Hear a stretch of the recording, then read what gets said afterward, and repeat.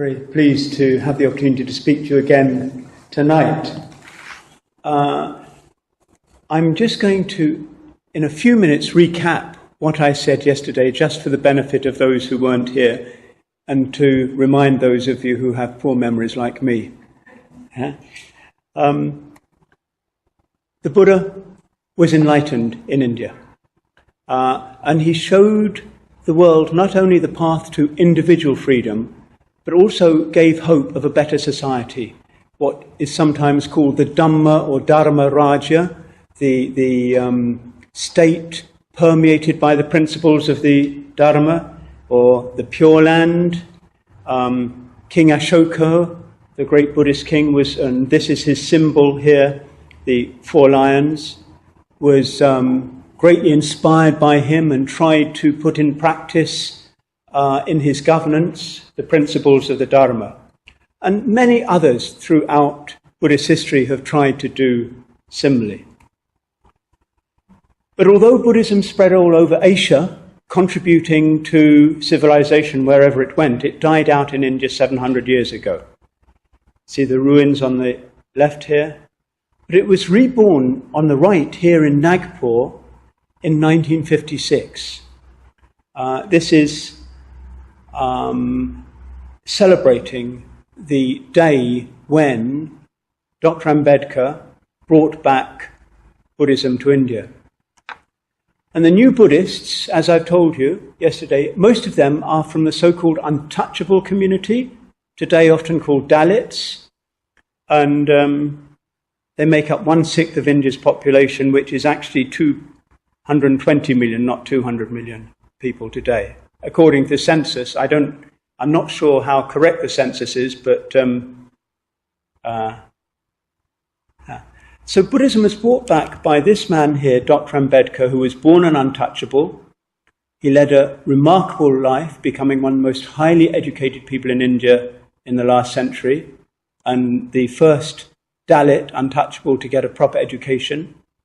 He was in charge of drafting the Constitution of Independent India, but even though he had a great impact on Indian governance, he concluded that legal change was not enough. Buddhism was the surest way to bring about peaceful democratic change in society. And he converted with 500,000 followers in October 1956, but tragically died 6 weeks later. So his followers, although they were left leaderless, they're incredibly grateful for the Dharma, for their new lives, because they can now think of themselves as proper human beings, not lesser human beings, which is how they were treated and thought of in the caste system. So if you teach the Dharma and you can communicate it meaningfully, people will welcome you now all over India like this. In one place we went to, I remember in 1982, the local shopkeepers who were not Dalits were very angry with us, because the women for Dharma programs like to wear white saris. And they try and make it, if they've got enough money, make it very special. And the shopkeepers didn't know about this program in their town. And so they didn't stock up with enough white saris. So they lost lots of money. This was a businessman. So they're quite unhappy with us afterwards. Why didn't you tell us? We could have made more money. But this is down here is a village program, and I've been to hundreds of villages in India, programs like this, and one of the things about villages in India, they don't have the cinema so much, they don't have so much computerization and things like this, so they love listening to lectures. And although I explained yesterday that there are very, very few teachers there, so for many, many years, people had little opportunity to learn the Dharma. They wanted it. So what we find is people are desperate. They want to know how to chant. They want to know how to do puja. They want to know how meditation can help them. They want to know about Dharma study. They want to understand the Buddha's teachings. Absolutely desperate. And so few teachers have actually been there and helped them. But they come from the perspective not just of self, but they want to know how the Dharma can help them change not only themselves, but help society. But what we found was, when we started, we couldn't just practice the Dharma. We couldn't cultivate or try and cultivate loving kindness and compassion without responding to the terrible situation in which so many people lived. So many of the people even who came to our classes. So we very quickly developed a number of social projects. And especially we wanted to focus on the children because, that's when people really need help. If people don't get help when they're young, then that affects the rest of their lives, or if they don't get a good youth. So we started really 2 or 3 projects. One was community centres in the slums, giving their children a better start in life. So these are kindergartens, and we do cultural activities for children, sewing classes for women to help them get a bit of an income, adult literacy classes. There's a correlation, a well-known correlation between the whether or not a mother can read and write and malnutrition and even infant mortality. So if mothers can read and write, then their children almost automatically stand a better chance to have a healthier life. And then we follow up in these areas where we have these community centres, the young mothers and the children in the slums. We've tried, where we can, to respond to natural calamities. In Latur in 93, there was in Maharashtra, a big earthquake. In Gujarat in 2001. And, in a sense, this hasn't been directed by me or from above. It's always been the response of our local people on the ground wanting to respond. Bombay floods and then the tsunami. And because of the Dalits still face discrimination, they face discrimination, of course, in distribution of relief and also the rehabilitation work.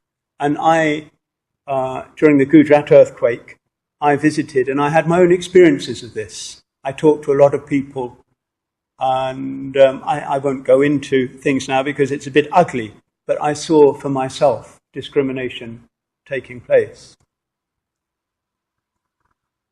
So, again, children are those who suffer most from calamities because they lose their parents or one parent, they lose their house, they lose their school, their home life is disrupted.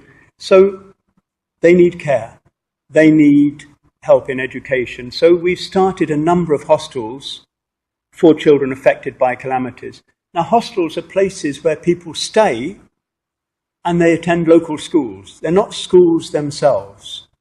So in the hostels, we provide nourishing food, we provide positive psychological care, we give them extracurricular help with their schooling, but we send them to local schools. So we try and provide a positive emotional support for them. So we've started in the last 30 years, there's not many really, but 25 hostels, not only as a result of calamities, but also, just in particular places we've wanted to do that. And we help them, as I say, with their studies, we give them good food, no chopsticks or knives and forks, hands. And they have a positive emotional experience, most of them, and they love being there. And besides these, we're also running advocacy work. These kids on the right are from the human scavenging community. They're born into a family. The human scavengers are a caste. And according to the caste, we talked about it last night, according to the caste system, traditionally they've only been allowed to do this work. Cleaning up the filth, cleaning toilets, cleaning streets, cleaning dirt. Yeah?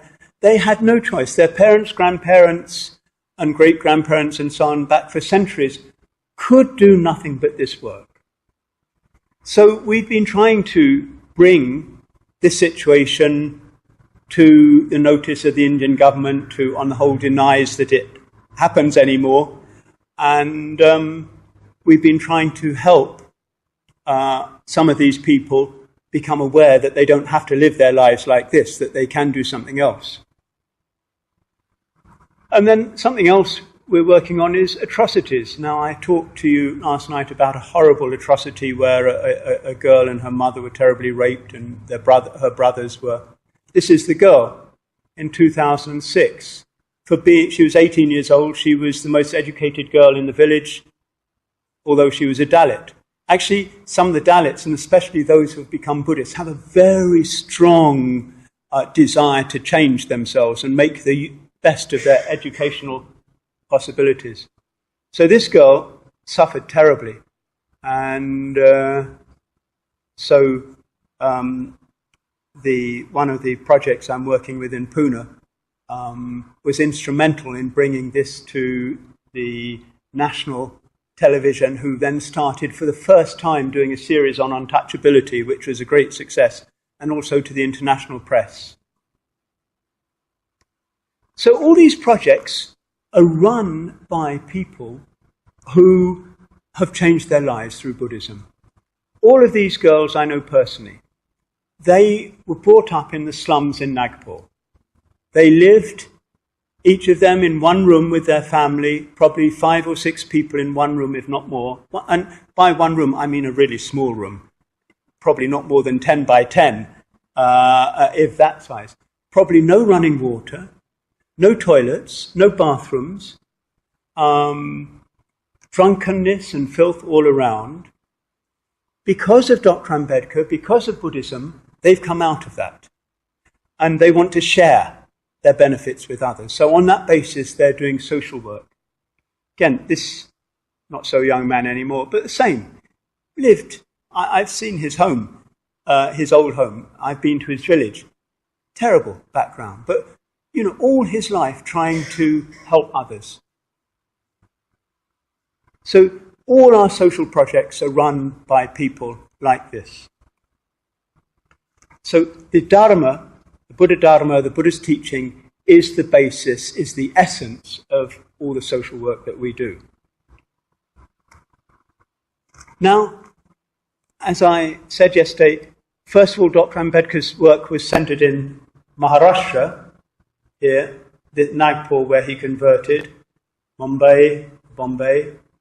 But now all over India, Dalits and tribal people and other discriminated people are looking to him for a way forward outside caste. And when they look at him, they look at his solution in Buddhism.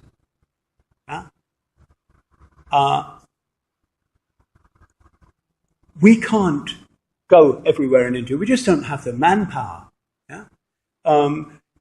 Every reasonable town in India, you could start a thriving Dhamma center. There are so many people, and many, many, many of the thousands of villages. So we can't go everywhere. So we started a training center in Nagpur, right in the center of India, where Dr. Ambedkar converted to Buddhism. And we call it the Nagarjuna Institute, and the campus Nagaloka. This is the campus at the top, which we've developed over the last 20 years. And this is an Indian representation of Nagarjuna. Yeah? Lungsu Pusa, is that right? Yeah, I can't. My tongue doesn't pronounce things properly. But so here we run especially all sorts of workshops and conferences, but our main course, the main program, is an 8-month training program, residential training program for Dalits who are interested in Buddhism from all over India. And so far in the last 12 years, over 800 students have benefited from this, from 24 different states.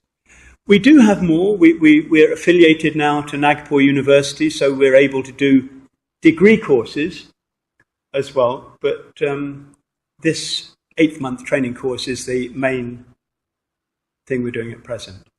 So the students get a thorough training in basic meditation practices, their Theravada practices, the Anapanasati, the mindfulness of breathing, and the Metta Bhavana, the cultivation of universal loving kindness. And they get a training in basic Buddhist teachings from the Pali Canon, as well as an introduction to Mahayana altruism, the Bodhisattva ideal. So this is a class, this is meditation, this is the library. And what we find is that the Dhamma, well, what I've found since I've been working in India is, we talk about in social terms empowerment. Yeah? So I've found that the Buddha Dharma is the most effective means of personal empowerment I've ever come across. And our students come from some of the most deprived and oppressed situations in India. And sometimes they come to us with a feeling of no hope. They feel that the whole of society is against them. There's no hope for them whatsoever. They've seen their parents, they've seen their grandparents, they've seen their family members. They come out of despair. But after a few months of Dhamma practice, they begin to feel a new life beginning to come to them. They begin to feel human. They begin to feel that they can do something with their lives. They learn, not that, putting into practice is not so easy, but they learn how to change unskillful into skillful mental states. And they realize that they don't have to be passive to the terrible situations they're living in, but they can do something about it. Very often, I think, all over the world, young people feel that they're living in this world. There's nothing they can do. Yeah? And I know that a lot of young people, I felt the same. You don't feel a lot of hope. You don't feel that you can really do anything. But these people feel it even worse, much worse.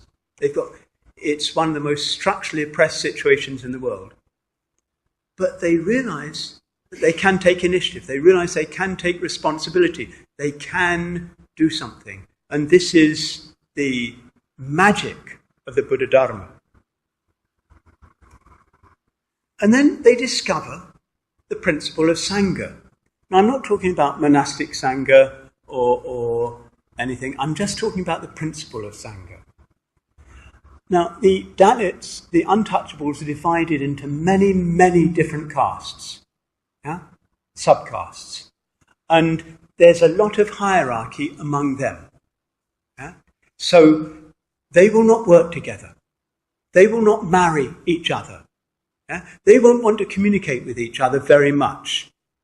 Yeah? So when people come to Nagaloka, to our training centre, even though they begin to think of themselves as Buddhist, at first they see each other in those old caste terms, and they don't trust each other.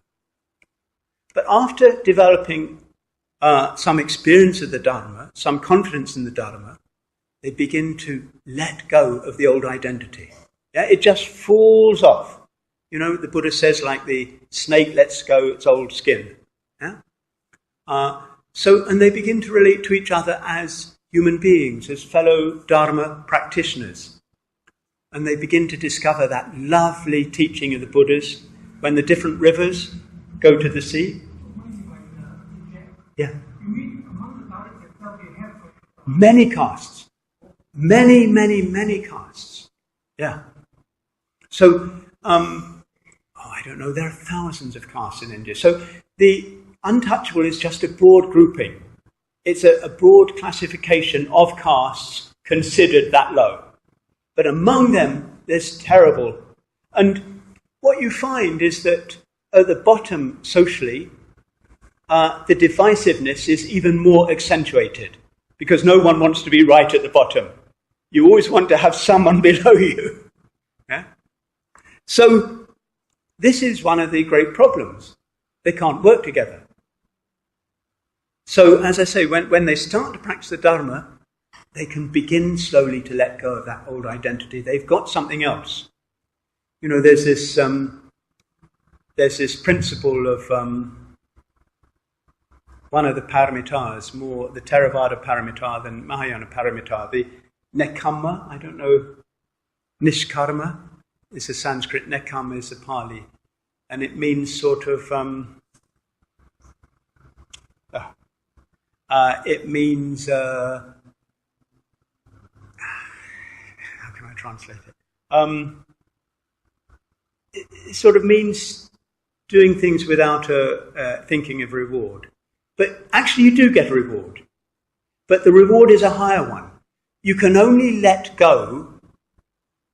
You know, sometimes you hear, you know, Buddhist teachers say, you've got to give up that, you've got to give up that, you've got to give up that.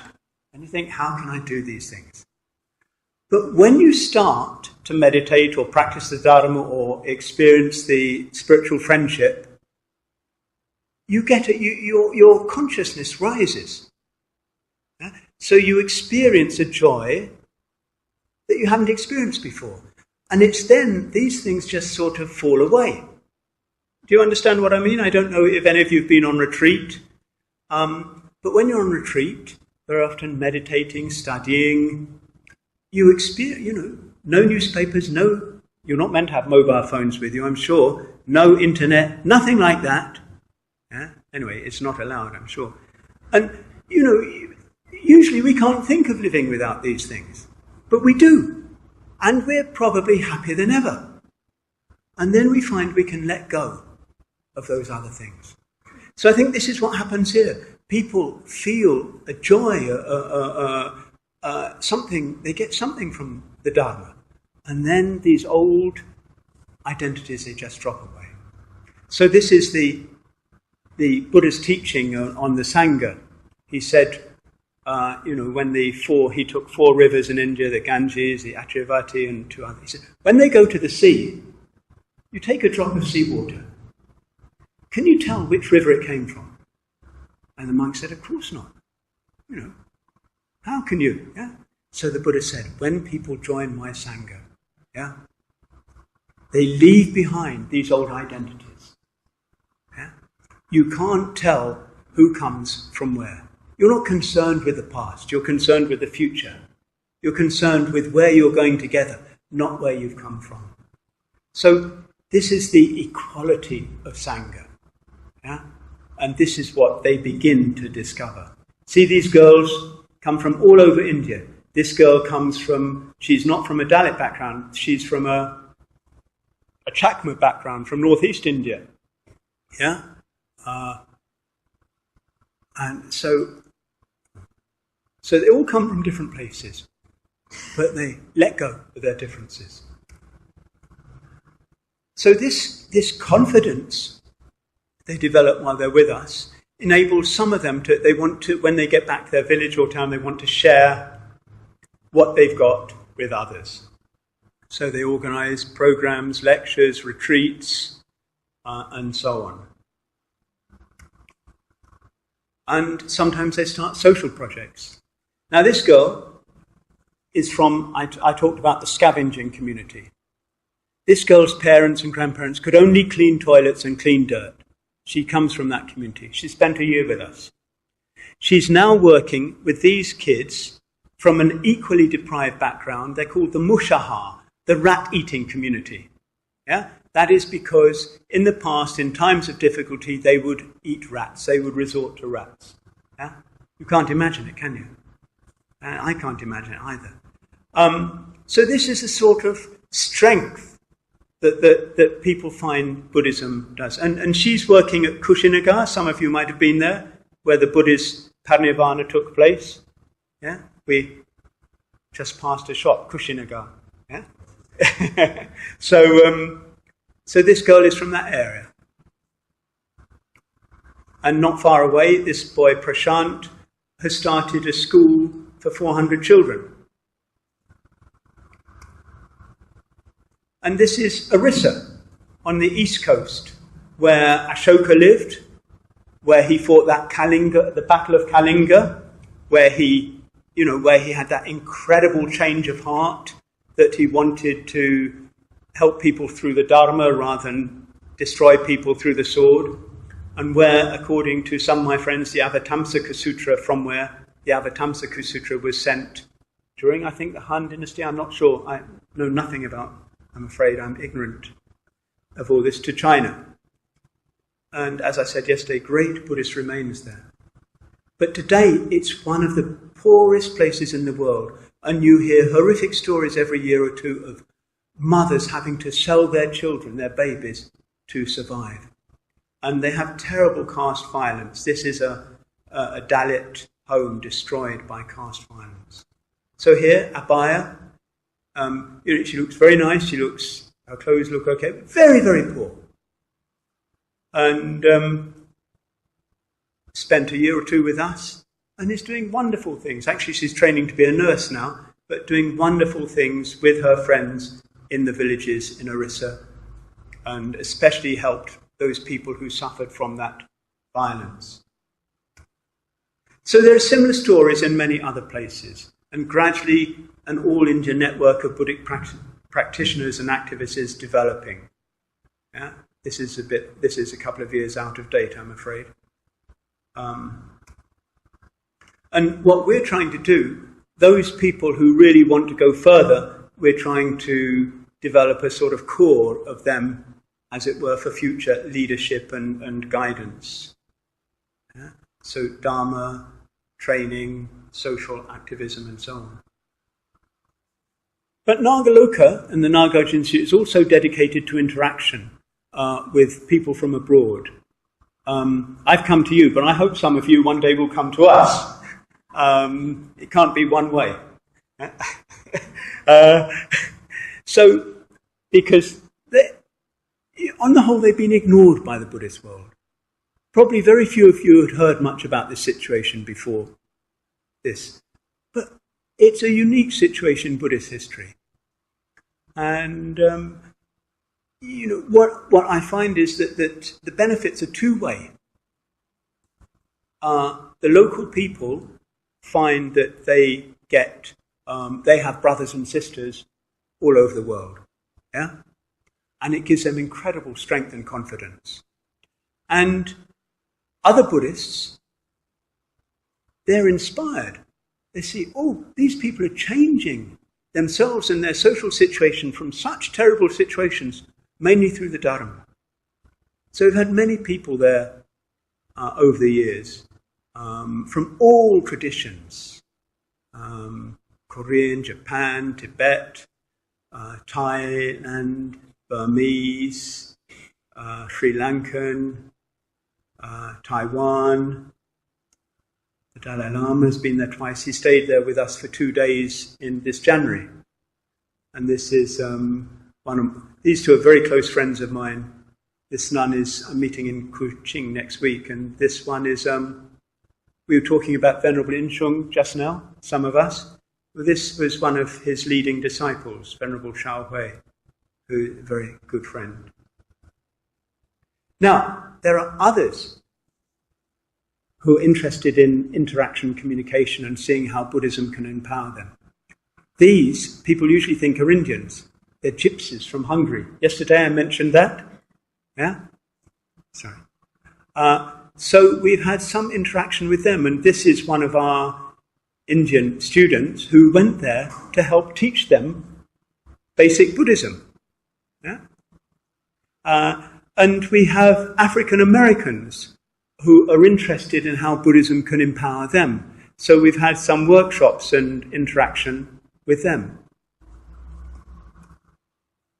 So now just a few words about Dr. Ambedkar's contribution to the Dharma. He came to the Dharma looking for a new society, in his quest for a better society. And this is not undharmic. This is not new. In a sense, this goes back to the Buddha's time. The Buddha taught kings, and he warned them. He said, look, if you're a king and you don't govern properly, people will lead very unhappy lives. It's your responsibility to see that you govern properly. And he taught them. He taught them the principles of the Dharma. And then, after the Buddha's first rainy season retreat with his first disciples, he gave that message I talked about yesterday, Bahujan Hitaya, Bahujan Sukhaya, go out for the welfare and happiness of all beings. Don't just enjoy enlightenment yourself under a tree. Share with others. Not just Sukhaya, not just happiness, welfare, Hitaya. So it's not just sort of for personal bliss or giving personal bliss to others. It's also for welfare. And then you have King Ashoka, you've got the Bodhisattva ideal, you've got the example of Chinese monasteries, which I mentioned yesterday. But Dr. Ambedkar was very clear, to change society you had to start with ourselves. We had to start with ourselves. We had to start with going for refuge to Buddha Dharma Sangha. There could be no social change without personal commitment to spiritual change. And I just want to mention one or two of his emphases and teachings. Above all, he emphasized morality. He said the religion of Buddha is morality. In place of God, there is morality. In theistic religions, God has highest place. In Buddhism, he said morality, ethics, skillfulness has highest place. But he talked about ethics in a more Mahayana sense. He said ethics is not just a question of restraint. It had very positive implications. So I'll quote him here. Of the precepts, the most important one was the precept not to kill. The Buddha took care to make it clear that the precept did not merely mean abstention from taking life. He insisted that the precept must be understood to mean positive sympathy, goodwill, and love for everything that breathes. So this is the first precept. Panati pata verimni sikapadang samadhyami. I undertake, it's usually interpreted, I undertake not to kill other beings. You think, okay, I don't kill other human beings, other beings, most of us don't. So we're okay, we're an okay Buddhist. But Dr. Ambedkar made it clear that that is not enough. The implication behind that precept is so much more. And he said, the Buddha gave the same positives and extended content to the other precepts. So we chant, I don't know, I'm afraid, in the Chinese tradition how you chant the precepts, but in the Pali tradition, we chant them in negative form. I will not do this, I will not do that. And we think, okay, I don't get drunk, I'm okay. I don't run off with other people's wives, I'm okay. I don't steal, I'm okay. But it's not like that. It's so much more than that. And then he said that morality, and this comes out of this, is the same as love or metta or maitri. So he said Dharma is ethics. Ethics is loving kindness. So there's this sort of equation in him. It's very nice. And then he went further. He said ethics. Yesterday I said that I quoted him as saying that he learned liberty, equality, fraternity from the Buddha, his master.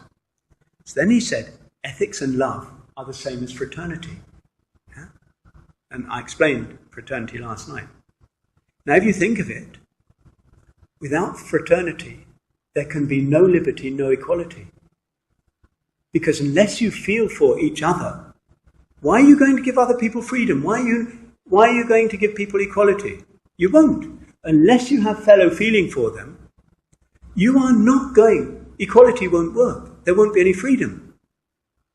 So this was very insightful of him. Fraternity is the basis of liberty and equality. And fraternity, he said, comes about through practice of ethics and loving kindness. So you can begin to see how he links personal practice with his social vision. And then he talked about Dharma and Sadharma. And Dharma, he implied, relates to the individual, purification, overcoming craving, insight into the impermanent nature of conditioned things, and so on. But he said the function of Sadharma is more. It's not just to purify the mind, but it's to establish an ethical, a righteous society. And he said, to practice Sadharma, we have to test our ethics, we have to test our prajna, we have to test our metta. Yeah? Do they help to bring about a better society? Do they break down barriers between people? Do they help to establish equality? Do they have an impact on the world, however small? Remember the Buddha in the Dhammapada. He says the Dhamma or Dharma is much stronger than the smell of incense. Yeah? The smell of incense, if I light some incense here, you'll smell it, maybe back there. But if the wind is coming this way, you won't smell it. But he said the fragrance of the Dharma life goes against the wind, goes in all directions. So this is what Sadharma is. The fragrance of the Dharma goes beyond us, impacts others. And then Theravada and Mahayana. One of the positive aspects of globalization is that we can learn from each other, and that these old rigid barriers no longer need to be rigid. We may be inclined to the Mahayana, but we can benefit from the Theravada, and so on. So Dr. Ambedkar based his approach on the Theravada, but with the altruistic dimension of the Mahayana. He emphasized the Bodhisattva ideal, the practice of the paramitas. In 3 places he wrote about the paramitas.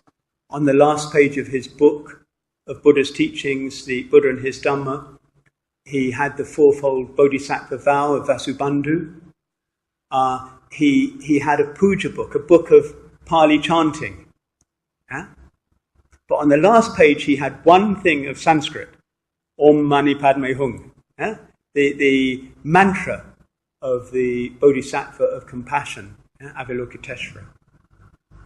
So he's called a Bodhisattva by his followers, but he wanted everyone to practice the paramitas, everyone to become a Bodhisattva. He had some reservations about the Bhikshu Sangha at that time. Remember, he was living in the 30s and 40s, and he had very little experience of the wider Buddhist world. He felt that the Bhikshu Sangha, as he'd experienced it then, was not engaged enough with society. But he appreciated the principle of Sangha. And he saw it as the connection between individual practice and social change. Now, if we want to bring about a better society, how do we do it? Do we tell other people what to do? No, we set an example.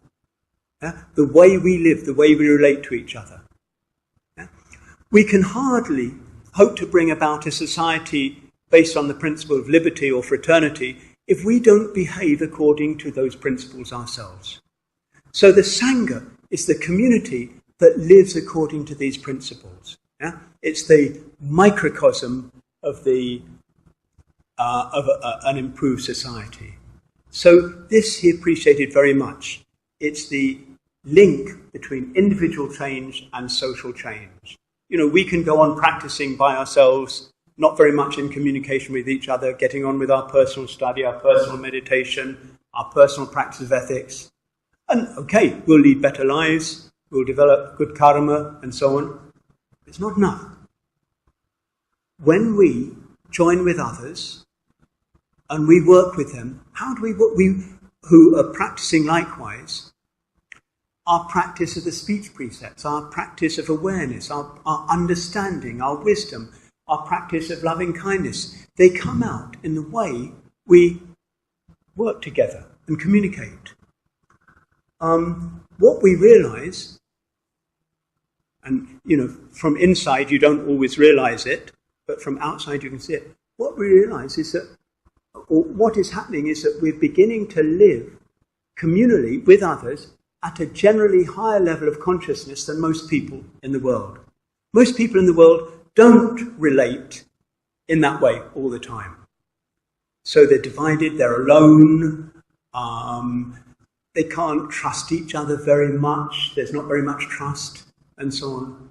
But the Sangha, whether it be lay people, monks, or whatever, but by Sangha I mean people practicing the Dharma and being in communication with each other, the Sangha can do more. Because people complement each other, people support each other. They're not so divided. Of course, there's divisiveness, but not so much. People learn to trust each other. The first speech precept, I will not tell lies, or try and tell the truth.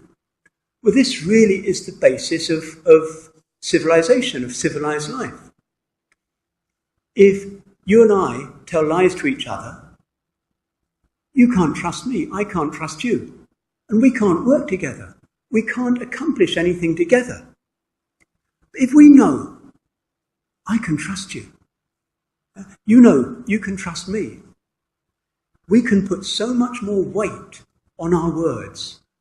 Our words really mean something. We can go forward together. So, of course, it's easier said than done, but this is how Sangha can, on the one hand, sort of act as a sort of microcosm, or is a microcosm of a better society, and two, can work better to bring about that better society. So this was Dr. Ambedkar's approach to Sangha. And he was quite revolutionary. He said, well, look, I would have lay people in my Sangha. That's another thing. And he also said that he thought that suitable lay people with families should be supported to teach the Dharma. Then, almost lastly, so as I said yesterday, he said he learned that liberty, equality, fraternity from the Buddha. He saw these as ethical values. He saw that Buddhism supports democracy. When he introduced the new constitution into the Indian Parliament, he said democracy is not new to India.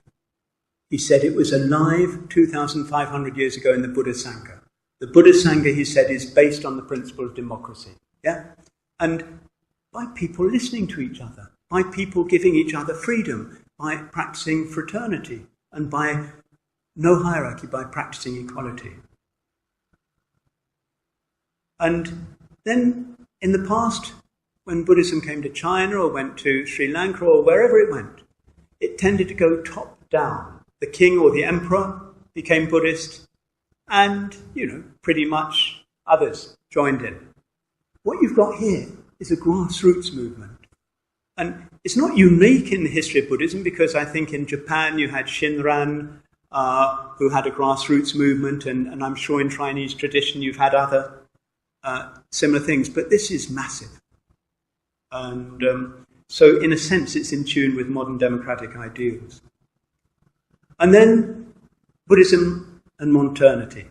So like Venerable Taishu, as I said last night, Buddhism speaks, he thought that Buddhism spoke to the modern world. We do not have to turn our backs on modernity to practice the Dharma. We don't go back into an archaic and antiquated age. And then Buddhism and social engagement. He showed, above all else, that the Bodhisattva ideal was practical. It had to be taken out of the temple. And he stands alongside other Buddhists of recent times, Venerable Taishu, Anagarika Dharmapala, the great Sri Lankan,